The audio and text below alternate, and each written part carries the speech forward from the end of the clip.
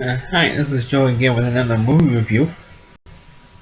And since I pretty much finished with my Academy Award winning movie series that I did, now I'm going to be talking about other movies. At least one movie that, at least I haven't seen many internet reviewers have done. I haven't really seen this particular movie review. And I'm going to be doing an Al Pacino movie. And of course, when internet reviewers or YouTube reviewers talk about Al Pacino films, they usually talk about like the Godfather movies or Scent of a Woman, which I previously done. Because it was a movie they won the Academy Award for. But or they talk about Dog Day Afternoon or Supergirl or Scarface. They usually talk about those like 4 or 5 particular Pacino movies, and that's it. But nobody has talked about this one, so I think I might be the first one to discuss this movie. And that's the 1989 film, Sea of Love. Where it's with Al Pacino, it's those John Goodman and Aaron Barker, it's the 3 main characters. And also you look for John Spencer, who was in the wrestling television show. And I forgot who else was in this thing. But that's basically the main characters. And of course, this basic. One of the movies also has a basic story, cop story in it, where Al Pacino plays a veteran police detective, homicide detective who's been on the force for like 20 years. And he's going through like a midlife crisis, as he admits in the film, because he's like you said, he's been on the force for 20 years. He recently got divorced from his wife. And his wife was sleeping with a fellow police officer, which should be in the early part of the film. And he, of course, tracks down a serial killer. And it's a strange serial killer case because all the people who've been killed, there's only really been 3 victims in the whole film. But all 3 victims, of course, as you'll see in the movie, all 3 will have something in common. And all 3 were killed with a shot in the head, only one shot in the back of the head in their own beds. So that was weird in itself. So that's where the weird stuff comes in. And he teams up with John Goodman, who was still acting on the Roseanne show. And he plays another detective who joins forces with Al Pacino because he had a case similar in his precinct, which is, of course, the 112 precinct in Forest Hills, because this movie takes place in New York City. And of course, he said, "Oh, the 112? Yeah, they're over in Forest Hills." So, the 112? I said, "Yeah." And we got one on Yellowstone Boulevard, the same thing. It's exactly the same thing as your case. And so anyway, we get together and compare our cases and see if we got a similar killer. And of course it happens, and of course they track him down. And they believe it was a woman who killed him. And the woman suspect they believe who the killer is, that must be Alan Barker. And of course at that point, Al Pacino's character has an affair with Alan Barker. Even though there were things throughout the film that could apply one way or the other if she's innocent or the serial killer. So it was a kind of an implied thing there, but you do see areas of New York City in this film. You see like Lincoln Center, you see like in the 80s in New York City, in the 80s, because that's where Al Pacino was supposed to live in the 80s someplace. And so you do see elements of New York City in this film.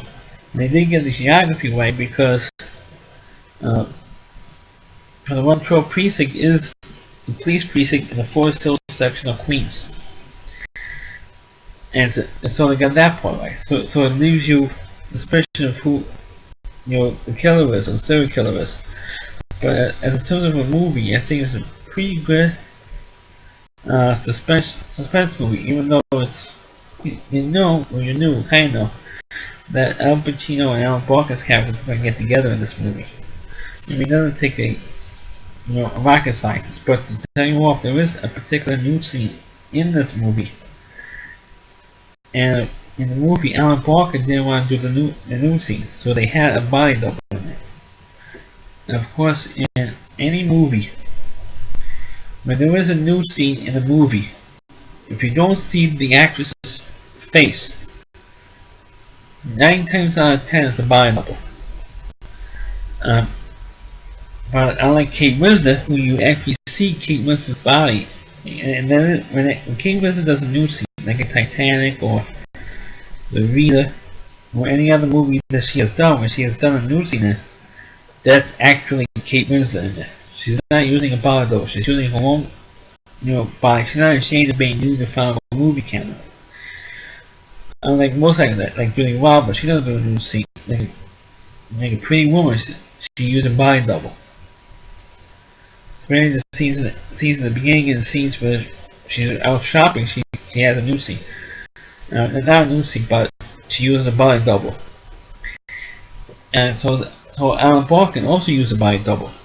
There's one particular nude scene where she has sex with Al Pacino, and both of them are standing up, and she's making a roll. She takes the robe off. You can see her body, her naked body, and then you see, her pushing herself onto Al Pacino. That's a body double.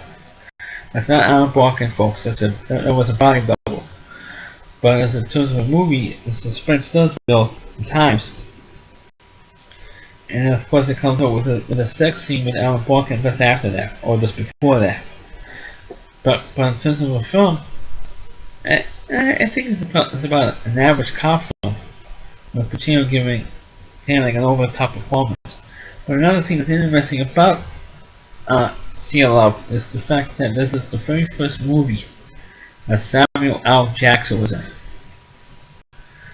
And of course he says, I think one of the funniest lines in the movie, and the movie got a big laugh at me. And the very beginning of the very first scene in the movie is when you have the first murder victim of the serial killer. You have the first victim, and then after that you have this police bust, with the trying to fake a bunch of criminals, and pretend that they got an invite to see the New York Yankees. And at that time in 1989, you do not want to go and see it. Unless you happen to be a die-hard Yankee fan, you do not want to go see the New York Yankees. That's when the Yankees were at the low point. Right? By 1989, in the early 90s, the Yankees were like one of the worst teams in baseball, and they were a national joke at that time as a baseball team. So you had all these guys being whooped in, and Samuel Jackson was like one of the last guys to show up. And Al Pacino comes on the stage, I think it was like the ballroom, I forgot where it was from, a very famous place, in the Bowery, I think the Bowery Ballroom, I think. And Samuel Jackson comes in, gets some breakfast, and Al Pacino's on the stage, and he says, I got some good news and I got some bad news. What do you guys want to hear first? And of course, the crowd goes, good news, it's good news.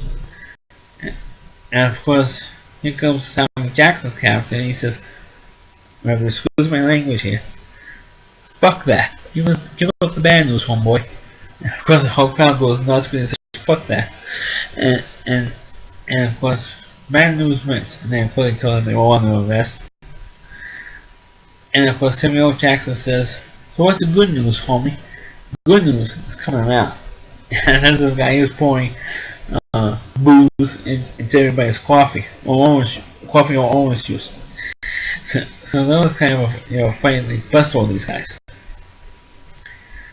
And of course, that's the scene that pretty much sort of Samuel Jackson's movie career was in that movie.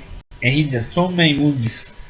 Since either a small part or a major part, like a Pulp Fiction or Star Wars prequels or Jurassic Park and Pulp Fiction, of course. He does. He appeared in every other movie in the '90s. Sam Jackson, and he still works occasionally today. So this was the movie that starts off his career. So if you've never seen I don't want to give away the ending, of course, because it is a whodunit, and is Anna Barker the killer or not? That's when you have to figure out is she really the killer or not in this film? So that's my review of Sea of Love with Al Pacino. Please like the video. Please comment on it and subscribe to my channel. And thanks for watching.